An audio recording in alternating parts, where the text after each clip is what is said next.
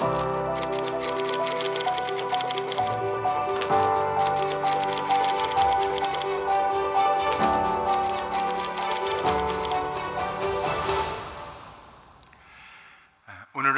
데살로니가전서 11번째 데살로니가전서 마지막 시간입니다. 오늘 말씀의 제목은 거룩하게 흠없게라는 제목으로 하나님의 말씀을 나누려고 합니다.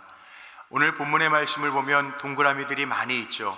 단락이 나누어져 있는데 오늘 이 마지막 편지 부분은 바울이 성도들에게 기도하며 기도를 또한 부탁하고 또 그들을 축복하는 그 구문으로 되어져 있습니다. 바울의 기도는 이겁니다. 23절에 나와 있는데 23절에 보니까 평강의 하나님이 너희를 온전히 거룩하게 하시고 온 영과 혼과 몸이 주님이 다시 오실 때까지, 강림하실 때까지 흠이 없이 보존되기를 원하노라, 이렇게 기도하고 있습니다. 우리를 부르신 하나님, 우리에게 평강 주시는 하나님, 믿으시다, 믿을만하고 진실하신 하나님이 그렇게 이루실 것을 믿고 기도하는 바울의 기도가 나와 있죠. 그리고 바울이 데살로니가 성도들에게 기도 부탁을 또한 하고 있습니다. 형제들아, 우리를 위하여 기도해달라. 바울은 지금 생명을 걸고 복음을 전하는 사역을 감당하고 있는데 이 사역을 위해서 기도해달라 부탁하면서 모든 데살로니가 교회 형제들에게 문안을 부탁합니다. 사도 바울이 데살로니가 교회는 3주밖에 사역하지 못했지만 그들이 정말 그 힘들고 어려운 때에 예수 그리스도를 영접하고 그리스도인이 되는 것을 보면서 그들을 사랑하는 마음으로 문안하고 있고, 또 격려하기 위해서 보낸 이 편지를 다른 성도들에게도 읽어주라고 부탁하고 있습니다. 편지의 목적이겠죠. 핍박과 박해 속에서도 정말 생명을 걸고 사명을 감당하는 사도 바울 자신에 대한 기도 부탁뿐만 아니라 역시 데살로니가 교회도 현재 상황이 예수 믿을 때 핍박받기도 하고 심지어는 끓는 물에다가 삶아 죽이는 순교의 현장, 화형시키는 순교의 현장, 맹수들이 있는 굴 속에 쳐넣어서 예수 믿는다라고 하는 그 한 가지 이유 때문에 죽을 수밖에 없는 그 처참한 상황 속에서도 주님 다시 오시기까지 너희의 온 영과 혼과 몸이 흠없이 보존되기를 내가 간절히 기도한다 라고 하는 편지입니다. 그리고 마지막 28절 데살로니가 전서의 마지막 절에 보니까 주 예수 그리스도의 은혜가 데살로니가 교회 모든 성도들에게 임하기를 사도 바울이 축복하고 있습니다. 이 은혜라고 하는 것은 우리의 삶의 자리입니다. 사실 여러분 한 주간 어떻게 지나셨어요? 하나님의 은혜가 없이는 오늘 이 순간이 우리에게 없을 텐데 하나님의 은혜로부터 시작해서 은혜로 끝나는 것이 우리 성도의 삶일진데 저도 여러분들을 축복합니다. 언제나 하나님의 은혜가 있는 성도가 되시기를 주의 이름으로 축복합니다. 데살로니가전서 1장 1절 마지막에도 보면 사도 바울이 데살로니가 교회 성도들을 축복하면서 주 예수 그리스도의 평강과 은혜가 너희에게 있을지어다 이렇게 시작을 하는데 마지막 28절 5장 28절 편지 마지막 인사도 주 예수 그리스도의 은혜가 너희에게 있을지어다 이렇게 축복을 합니다. 정말 그런 것 같아요. 은혜로 시작해서 은혜로 끝나는 것이 우리의 삶이 아닐까라는 생각을 하면서 오늘 이 데살로니가 교회에 보내진 편지를 보면서 특별히 저는 그런 마음으로 말씀을 준비해서 11번 전했는데 하나님의 뜰 안에서 번성하리라, 우리의 신앙생활이 어떤 자세여야 되는가를 생각해 보셨습니까? 데살로니가 교회는요, 어려운 핍박의 상황 속에서도 사도 바울이 격려하고 칭찬하는 것처럼 그들에게는 믿음의 역사가 있었고요, 믿음을 가지고 나아갈 때 하나님의 돌보심이 있었고 사랑의 수고, 헌신이 있었고 소망 중에 인내하면서 참고 기다림이 그들 가운데 있었다는 거예요. 편지의 내용들을 그동안 전했지만 그들은 임박한 종말론, 곧 주님이 승천하신 그대로 이 땅에 다시 오실 것을 기대하고 있는데 주님이 오시는 시간이 조금 지연되고 있어요. 임박한 종말론에서 지연된 종말론으로 고난 속에서 죽어가는 믿음의 동료들이 있는 가운데 바울은 그렇게 격려하죠.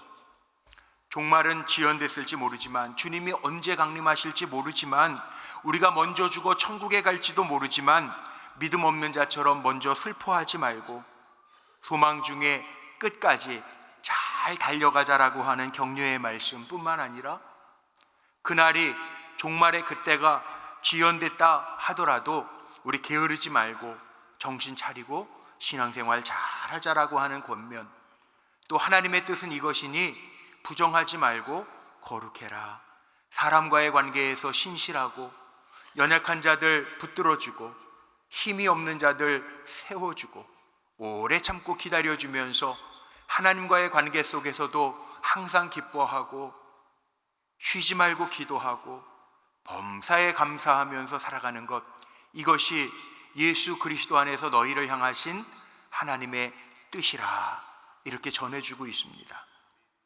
오늘 이 편지의 끝부분에도 평강의 하나님이 친히 너희로 온전히 거룩하게 하시고 기도했습니다.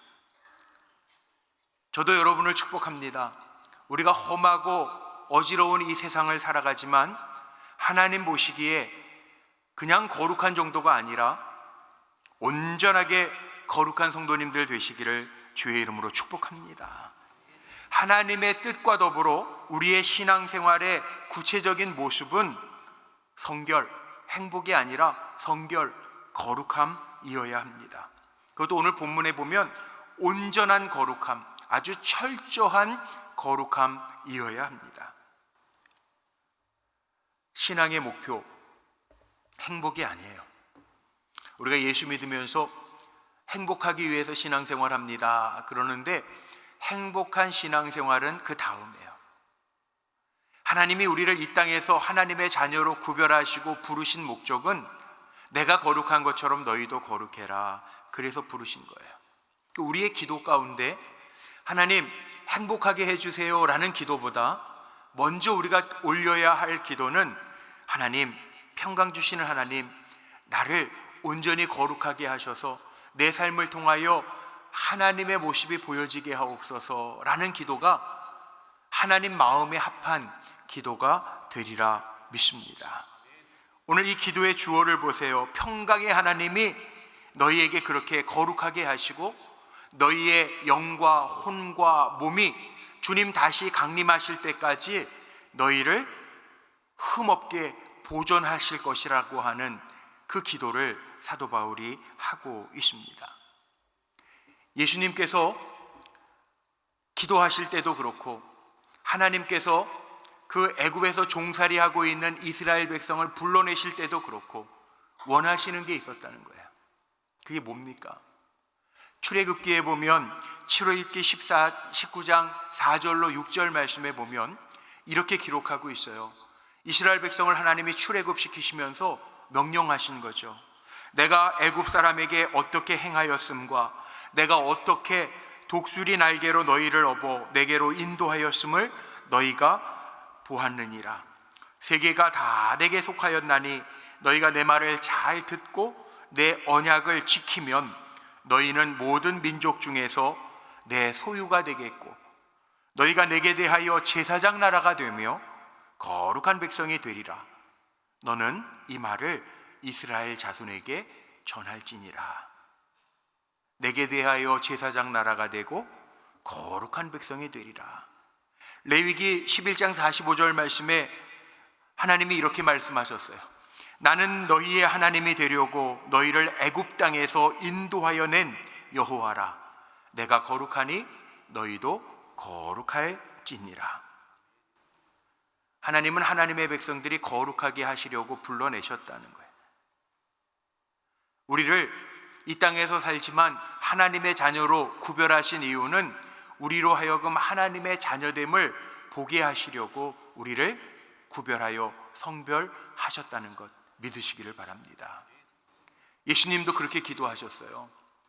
십자가에 달리시기 전에 예수님을 따르는 제자들과 그 무리를 위하여 기도하신 내용이 요한복음 17장 17절 이하에 예수님의 기도가 나오는데, 예수님이 기도하실 때 이렇게 기도하셨습니다.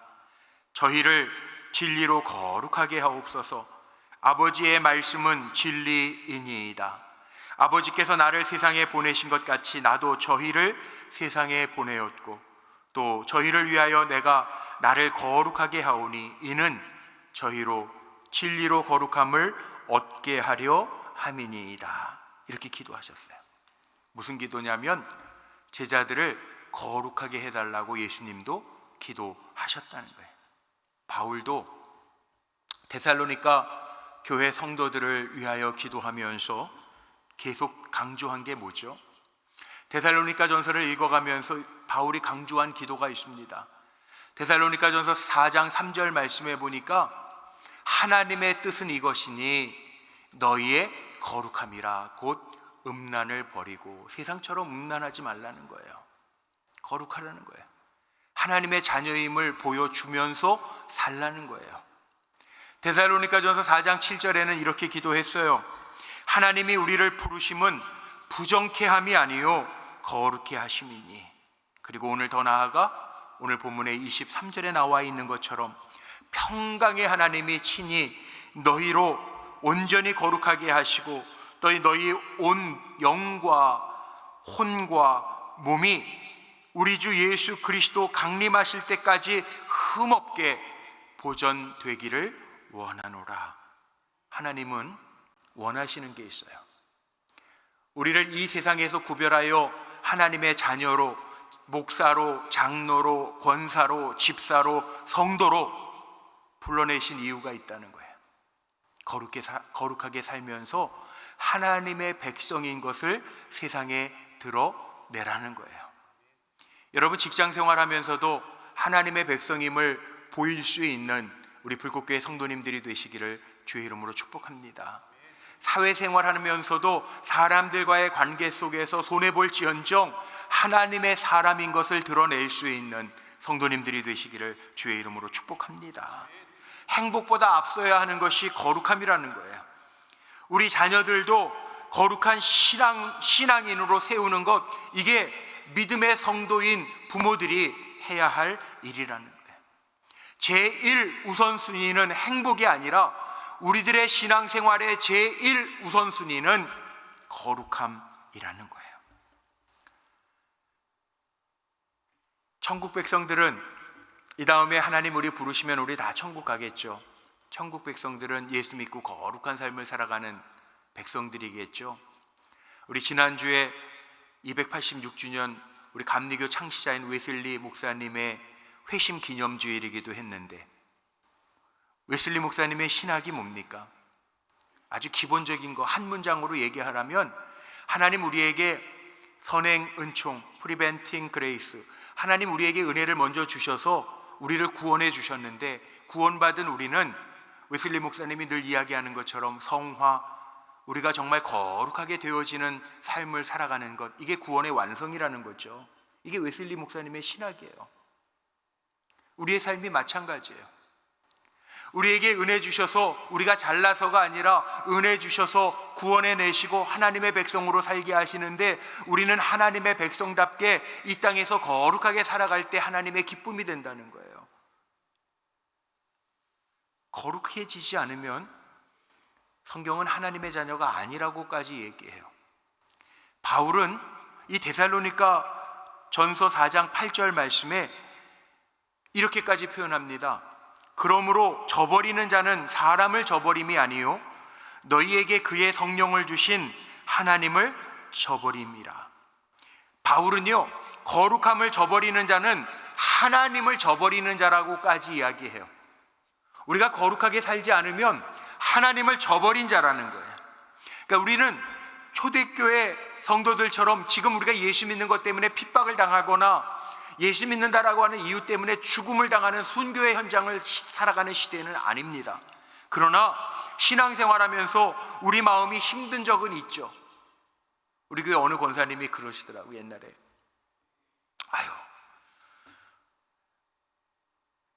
예수 믿는 거 조금 천천히 느지막하게 믿고 천국 가면 되는데 모태신앙이라 너무 예수 일찍 믿고 헌신하느라 세상 재미를 하나도 못 보고 지나셨대요. 억울하신 것 같아요. 여러분, 예수 일찍 믿어서 억울하십니까?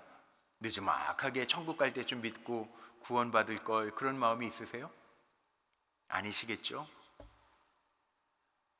물론 우리가 신앙생활 잘하기 위해서 힘들 때도 있고요, 세상 낙 포기하고 주님의 영광을 위하여 살아갈 때도 있어요. 어떤 분들은 정말 예수 믿는 것 때문에 세상 사람들과 어울리면서도 제한받는 것들이 있어요. 세상 사람들처럼 술로 달래지 않잖아요. 세상 사람들처럼 세상 재미나 이런 것으로 달래지 않잖아요. 때로는 물론 운동하면서 스트레스를 풀기도 하고, 또 어느 여자분들은 쇼핑하면서 사고 싶은 물건 사면서 여행하면서 푸는 분들도 있어요. 이것도 필요하죠. 그러나 궁극적으로는요, 우리는 거룩함을 훈련해야 돼요. 바울은 그래서 기도하는 거예요. 평강의 하나님이 저들을 거룩하게 하시되 온 영과 혼과 몸을 보존하시고 주님 오실 때까지 흠없게 하시기를 원하노라 기도하는 거예요. 그렇다고 여러분, 거룩한 예배에 참여했다고 우리가 단순히 거룩해지는 건 아닙니다. 거룩하게 기도드렸다고 또 우리 청년들이 몽골 선교 간다, 거룩한 선교에 동참했다고 내가 거룩해지는 건 아닙니다. 내 삶에 정말 하나님의 백성다운 말씀을 따라 살아가는 거룩함이 없다면 참된 거룩함은 아닙니다. 거룩함은요, 구별이에요, 구별. 어떤 특권의식을 가지고 구별되는 것이 아니라 세상의 악한 것, 죄로부터 잘못된 것들로부터의 구별, 이게 거룩함입니다. 하나님은 인간을 하나님의 형상대로 지으셨기 때문에 다른 피조물에게는 내가 거룩한 것처럼 너희도 거룩해라, 장미꽃에게 아니면 이 땅에 기어다니는 짐승에게, 공중을 나는 새에게 내가 거룩한 것처럼 너희도 거룩해라 명하시지 않으셨어요. 하나님의 형상대로 지음받은 우리 사람들에게만 하나님 거룩하라고 말씀하셨어요. 그래서 우리는요, 거룩하게 살아야 돼요. 우리의 기도는 늘 거룩한 주님을 닮아가게 하옵소서, 주님이 내게서 온유함과 겸손함을 배우라고 말씀하셨던 것처럼 우리의 기도 가운데 우리가 늘 기도해야 되는 게 뭐냐 하면 주님 닮은 거룩함을 이루게 하옵소서, 이렇게 기도해야 돼요. 우리는 종종 기도하면서 하나님이 내 뜻대로, 내 기도의 제목대로 응답하시지 않았다고 삐질 때가 있잖아요. 근데 가만히 생각해 보면 내 기도대로 응답을 하나님이 하신다고 그러면 정말 위험하지 않겠어요? 모든 사람들이 기도한 대로 하나님이 움직여 주시고 응답하신다고 그러면 큰일 날 일들도 많을 거예요. 믿음이 적은 사람은 이렇게 기도하는 사람들도 있더라고요. 하나님, 저 사람은 나를 괴롭히는데 저 사람에게 큰 벌을 내리셔서 사업을 망하게 해주세요, 저 사람의 생명을 거두어 주세요. 이렇게 기도할 때 그 기도대로 움직여 주신다고 생각해 보세요. 살아남을 자도 없을 거예요. 어떻게 보면 우리의 기도보다 하나님의 뜻대로 이루시는 게 가장 정확하고 온전하기 때문에 우리의 기도도 주님이 바꾸라고 그러셨죠. 내 뜻대로 마옵시고 아버지의 뜻대로 하옵소서. 우리가 왜 이렇게 거룩함과 우리의 영과 혼과 몸이 주님 오시는 그날까지 흠없도록 기도해야 되는가? 저는 두 가지라고 봐요. 오늘 사도 바울이 그 얘기하는 거예요. 왜 그렇게 기도하라고 또 사도 바울도 데살로니가 성도들을 축복하며 기도할까요? 전 분명한 이유는 우리가 거룩해야 돼요. 왜? 하나님은 살아계시니까. 하나님이 살아계세요. 그래서 우리도 이 땅에 살아가는 동안에 살아계신 하나님을 두려워하면서 거룩하게 살아야 돼요. 지난 주간에 의정부 지방에 가서 웨슬리 회심 성회를 인도하고 왔는데, 의정부 중앙교회 담임 목사님이 제가 만날교회 전도사로 있을 때 부목사님이셨던, 우리 교회 오셔서도 집회 인도하셨고 중앙연회 감독하셨죠. 이광석 감독님이 계세요. 그런데 가보니까요, 옛날에도 그러셨는데 지금도 성경책에 이 겉표지에다가 타이핑을 해가지고 스카치 테이프로 딱 붙여놓으셨어요. 성경책은 많이 바뀌었는데 그게 뭐라고 써있냐면, 하나님은 살아계시다, 시편 58편 11절 말씀. 성경과 찬송이 분리되어 있는 건데 그렇게 붙이고 계시더라고요. 제가 그랬어요. 여전히 목사님, 여전히 성경책에는 이렇게 하나님은 살아계시다 붙여놓고 하시네요. 그랬더니, 그럼 하나님은 시퍼렇게 살아계시지. 맞아요. 목회하면서 늘 보는 거죠. 하나님은 살아계신데 정말 시퍼렇게 살아계신 거죠. 여러분 믿으십니까? 우리 한번 따라해 볼까요? 하나님은 살아계시다. 하나님 살아계세요. 시편 58편, 제가 숙소에 와서 다시 말씀을 찾아봤어요. 시편 58편 11절 말씀은 이렇게 되어 있습니다. 제가 읽어봐 드릴게요. 그때에 사람의 말이 진실로 의인에게 갚음이 있고 진실로 땅에서 심판하시는 하나님이 계시다 하리로다. 하나님은 살아계세요. 시퍼렇게 살아계세요. 그래서 우리는 거룩하게 살아야 돼요. 하나님이 우리에게 명령하셨어요. 내가 거룩하니 너희도 거룩해라. 하나님 살아계시다고요. 그럼 곧 믿음 없는 분은 곧바로 이런 질문을 할 수 있겠죠. 하나님이 계신 거 본 적이 있냐고. 그러나 분명히 알아야 됩니다. 우리의 삶을 조금만 들여다보면요, 우리의 인생의 삶 속에는요, 보이는 것만 있는 거 아니에요. 보이지 않아도 있는 것들이 얼마나 많습니까? 손에 붙잡혀야만 있는 거 아니에요. 만질 수 있는 것만 있는 게 아니라고요. 여러분, 사랑을 본 적이 있습니까? 기쁨을 본 적이 있습니까? 행복을 본 적이 있습니까? 느끼는 거죠. 하나님은 영이시래요. 그래서 우리는 하나님의 살아계심을 눈으로 보는 게 아니라 우리의 삶을 통하여 느끼고 체험하는 거예요. 물론 보는 것을 통해서도 야, 하나님 살아계시구나 느낄 수가 있어요. 하나님의 살아계심, 우리 믿음의 사람들은요 늘 느끼면서 살잖아요. 하나님은 영이시기 때문에 형상을 우리에게 주시지 않았대요. 만약 형상을 주시고 만지는 것으로 우리에게 주셨다면 사람들은 형상을 만들어 놓고 만지면서 이게 하나님이야 그럴 거예요. 근데 하나님 그렇게 안 하셨다는 거예요. 왜? 사람들의 손으로 만들어지고 만질 수 있는 것은 한계가 있기 때문에 그렇습니다. 보이는 것이나 만져지는 것은 낡아지는 거기 때문에 결코 영원한 것이 아닙니다. 그래서 하나님은 우리에게 형상을 주신 게 아니라 하나님의 살아계심을 느끼게 하셨고 하나님의 살아계심을 고백하게 하셨다는 거예요. 꼭 기억하세요. 하나님은 살아계십니다. 그래서 우리는 거룩하게 살아야 됩니다. 하나님이 보시기에 아무개 목사야, 착하고 충성된 종아, 잘 살았다. 아무개 장로야, 아무개 권사야, 아무개 집사야, 잘했다, 착하고 충성된 종아, 그렇게 인정할 하나님의 인정 속에 살아갈 수 있는 저와 여러분 모두 되시기를 주의 이름으로 축복합니다. 우리가 왜 우리의 영과 혼과 육을 거룩하게 해야 되는가? 주님 오실 그날까지 왜 우리는 흠없도록 보존해야 되는가? 두 번째 이유가 있습니다. 하나님이 사람을 만드실 때만 하나님의 영을 불어넣어 주셨기 때문에 그래요. 성경에 어디에도요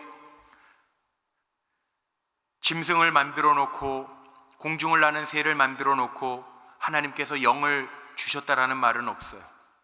근데 사람은 흙으로 지으시고 창세기 2장 7절 말씀해 보니까 그 코에 생기를 불어 넣으셨다고, 그래서 사람에게는 생영이 되었다고. 하나님 우리에게 영, 루아흐, 푸뉴마, 하나님의 숨결을 인간에게만 불어넣어 주셨다라고 말씀하고 있어요. 그래서 인간은요, 흙으로 왔다 흙으로 가지만, 흔히 빈손으로 왔다가 빈손으로 가는 것 같지만, 그 빈손으로 간다라고 하는 것은 세상적인 것, 다른 것을 가져갈 수 없는 것이 우리 인생이지만, 우리는 빈손으로 왔다가 빈손으로 가는 인생인 것 같지만, 실은 우리는 갈 때에는 자신의 삶의 흔적을 가지고 간다는 거예요.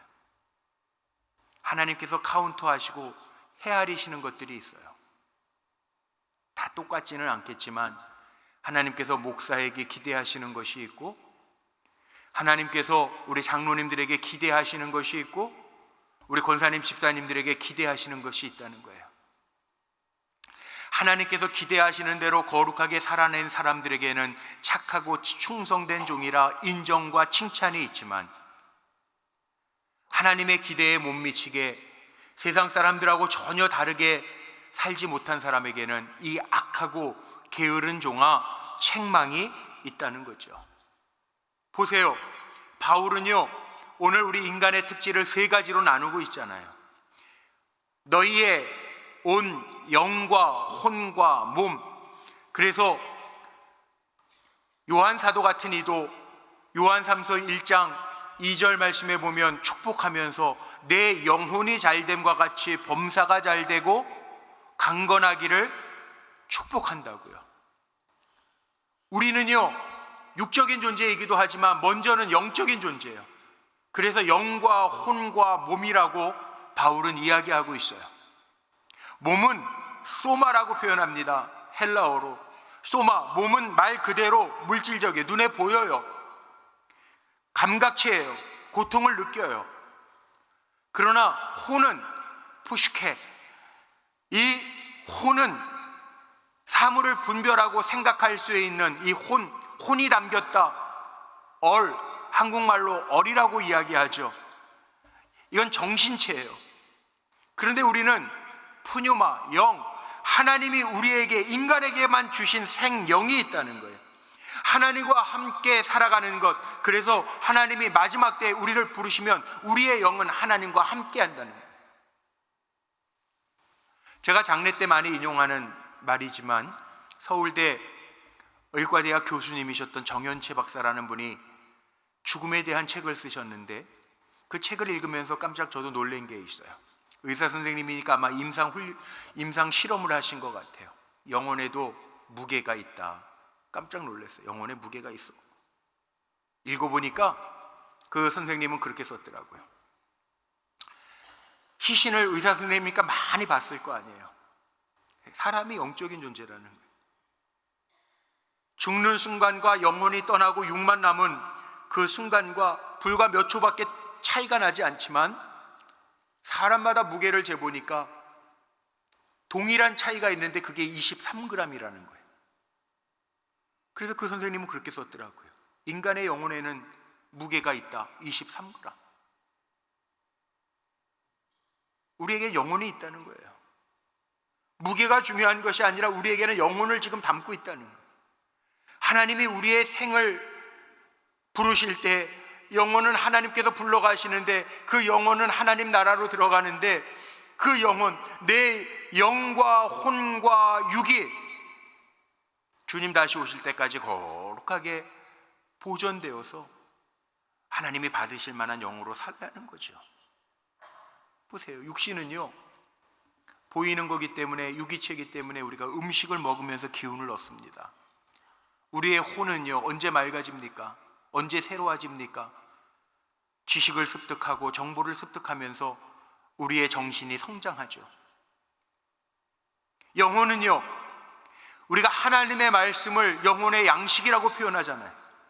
하나님의 말씀을 먹을 때 우리의 영혼이 성장하고, 우리의 영혼이 우리의 더러워진 영혼이 언제 깨끗해집니까? 하나님의 말씀에 비추어 보면서 회개하고 예수 그리스도의 보혈의 피를 인정하고 주님을 나의 구주로 모실 때 우리는 영혼이 새로워지잖아요. 그래서 그리스도인은 결국 평강의 하나님이 우리를 돌보시고, 그리스도인이 누굽니까? 하나님의 지켜주심을 믿는 사람이 그리스도인이에요. 물론 세상을 살아가다 보면 모순도 많고요, 납득할 수 없는 일들도 있지만 결국은 하나님이 이 모든 세상을 주장하시고 운행하신다라고 하는 것을 믿고 고백하는 사람이 그리스도인이고, 우리를 눈동자같이 살피시는 하나님이 계시다라고 하는 것을 고백하는 사람이 그리스도인이에요. 그리스도인은 그래서 하나님의 은혜 가운데 사는 사람이죠. 요즘 점점 희망을 잃어버리는 시대라고 이야기합니다. 그러나 너무 염려하지 마세요. 하나님이 아세요. 포기하지 마세요. 하나님 영으로 우리를 새롭게 하시고 영적인 힘을 공급하셔서 살게 하실 줄로 믿습니다. 우리 교회도 금요부흥에 작년 11월 달에 오셨던 삼군사관학교 교장하셨던 서정열 장군 장로님, 지금은 퇴역하셔서 군대 젊은이들, 또 젊은이들 정신교육하면서 절절포를 외치시는 장로님이 계세요. 우리 교회 작년 11월 달에 한번 오셔서 말씀 전해주시고 가셨는데, 그분은 장로님이라 믿음으로 선포하고 절절포, 절대 포기하지 말라, 젊은이들에게 희망을 선포하고 있는데, 생각해보면 그래요. 고통 중에서도 기도할 수 있는 것이 우리에게는 희망이죠. 또 생애의 어두운 순간도 없는 사람은 없어요. 그런데 하나님의 돌보심을 믿고 부르짖어 기도할 수 있다라고 하는 것이 우리에게는 감사죠. 그래서 살아계신 하나님 앞에 기도할 수 있다라고 하는 것만 가지고도 그리스도인들은 행복한 사람이에요. 바울은 지금 데살로니가 성도들이 죽음의 위기 속에서 예수 믿는 것, 고난과 핍박 속에 놓여 있는데도 그들에게 희망을 주면서, 하나님 언제 부르실지 모르지만 주님 강림하시든지 너희가 하나님 앞에 불리움을 받든지 인내하고 기다리면서 너희의 영과 혼과 몸이 그때까지 온전해지기를 내가 기도한다라고 이야기해요. 이 말을 전하면서 자기도 비록 3주밖에 데살로니가에 머물지 못하고 복음을 전했지만, 그 복음을 받은 사람들이 정말 믿음의 확신에 찬 모습으로 신앙생활하는 것을 보면서 편지를 적어 보내고 격려하잖아요. 그리고 기도해 주는 거예요. 그리고 다른 성도들에게도 이 말로 문안해 주고, 내가 너희에게 보낸 이 편지를 가지고 격려해 주면서 이 편지를 읽어주라고 부탁하고 있습니다. 찰스 스펄전 목사님은 그런 얘기를 합니다. 신앙인에게는 내일이 없대요. 내일이라고 하는 것은 이게 사탄의 달력이라는 거예요. 미루지 말라는 거예요. 지금은 세상락 즐기다가 하나님 부르실 때 가서 회개하고 깨끗하게 가지 뭐, 이거 아니라는 거예요. 이거는 미루는 건 사탄의 전략이라는 거예요. 우리는 어떻게 살아야 되느냐? 마태복음 25장에 나오는 슬기로운 다섯 처녀처럼 늘 깨어 기도하는 자로, 주님 언제 우리를 부르실지 모르지만 거룩하게 살라는 거예요. 온 영과 혼과 몸이 흠없이 보존된 성도, 신랑 되신 주님이 다시 오실 때 우리를 기뻐 맞이해 주신다는 거죠. 저와 여러분이 그렇게 되기를 주의 이름으로 축복합니다. 그렇게 살기 위해서 오늘 마지막 28절에 보니까 바울은 이렇게 축복하면서 마치죠. 주 예수 그리스도의 은혜가 너희에게 있을지어다. 사실 우리 주 예수 그리스도의 은혜는 우리에게 처음 시작이고 마지막까지 이 은혜 있으면 사는 거예요. 은혜 있으면. 저는 제 카톡 프로필에 바꾸지 않는 문구가 바로 이겁니다. 내게 은혜를 베푸사. 다윗의 기도예요. 시편에 보면 다윗의 많은 기도가 있는데 내게 은혜를 베푸사. 저나 여러분이나 마찬가지라고 생각하는데 하나님의 은혜로 사는 사람들 아닙니까? 앞으로도 하나님의 은혜로 사실 거죠. 하나님의 은혜가 가득하시기를 축복합니다. 은혜라고 하는 말이 실은 교회 안에서 너무 많이 쓰여지기 때문에 우리가 잘 느끼지를 못하면서 살 때가 많아요. 근데 우리 코로나 지나면서요, 은혜라고 하는 찬송을 손경민 목사가 작사 작곡했는데 정말 그 가사를 들을 때마다 맞구나, 맞아, 그래요. 그동안 우린 당연한 줄 알았어요. 근데 돌이켜보니까 은혜였다고요. 당연한 줄 알았던 것이 은혜인 것을 깨닫는 것도 은혜더라고요. 신약 성경에 보니까 은혜라고 하는 단어가 100번이나 나옵니다. 많이 나오죠. 그러니까 우리는 은혜라고 하는 말에 별로 그렇게 감격하지 않아요. 그런데 은혜라고 하는 말 자체는 죄인에게 베풀어지는 하나님의 호의, 하나님의 친절, 이게 은혜예요. 받을 만한 자격이 없는데 주시는 하나님의 은혜, 이게 은혜예요. 요한복음 1장 14절처럼 예수님은 은혜와 진리가 충만하였더라. 예수님을 믿고 구원받고 하나님의 자녀가 된 것, 이게 은혜예요. 결국은 우리 성도들은 은혜 아니면 살 수 없는 존재라는 거예요. 그 은혜가 있다는 것은 나에게 구원이 있다는 것이고, 그 은혜가 있다라고 하는 것은 받을 만한 자격이 없는데 하나님이 지금도 전적으로 나를 보호하시고 나를 위하여 모든 것을 이루시는 하나님이시라는 거예요. 여러분 기억하시기를 바랍니다. 오늘 말씀을 정리하고 마칠 텐데, 평강의 하나님은 우리를 사랑하십니다. 평강의 하나님은 지금도 살아계신 하나님이십니다. 하나님은 선한 목자가 되셔서 6월 한 달 우리가 살아갈 때 푸른 초장으로 우리를 인도하실 것이고, 쉴 만한 물가로 우리를 인도해 주실 줄로 믿습니다. 지금 눈앞에 핍박과 환난, 어려움 있는 분들이 있을지 몰라요. 낙심하지 마십시오. 힘을 내십시오.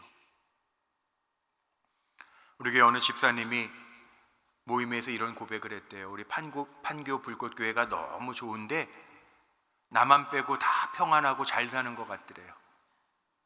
정말 그럴까요? 우리 판교 불꽃교회가 좋은 지역에 위치한 거 많죠? 맞죠?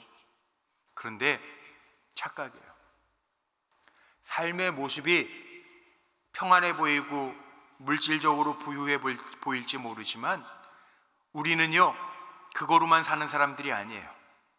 그리고 살펴보면 하나님의 은혜가 필요 없는 사람은 아무도 없어요.